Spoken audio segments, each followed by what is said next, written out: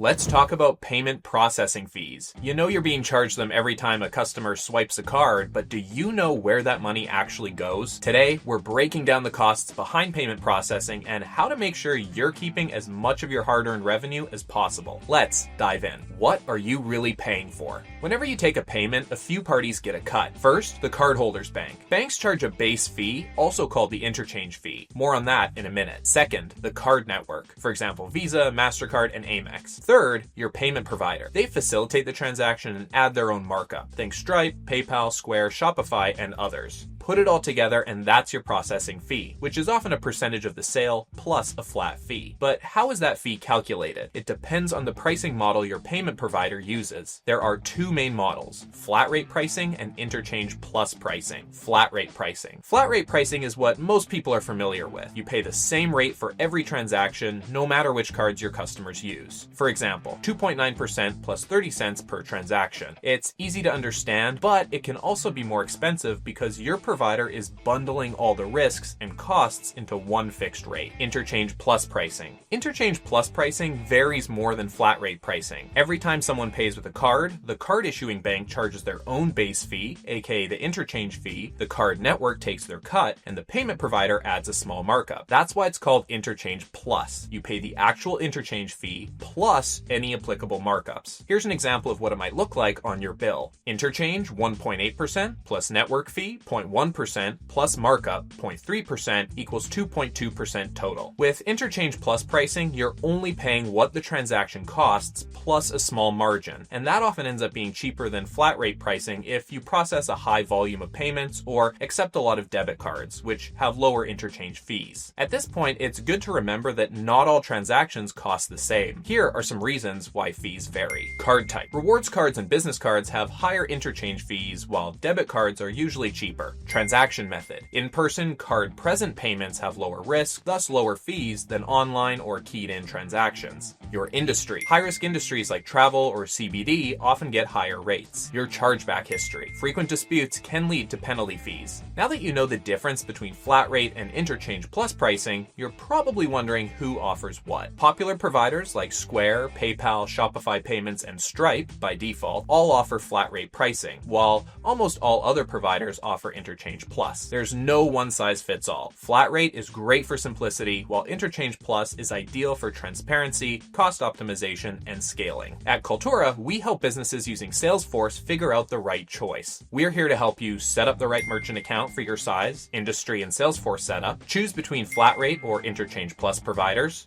avoid hidden fees, and get ongoing customer support, not just during setup, but long after. Whether you're new to merchant services or ready to scale, we make it easy to optimize your payment processing and take control of your costs. Want to stop overpaying on every transaction? Contact Kulturra through the links in the description, and we'll help you save time and money with the right merchant services today.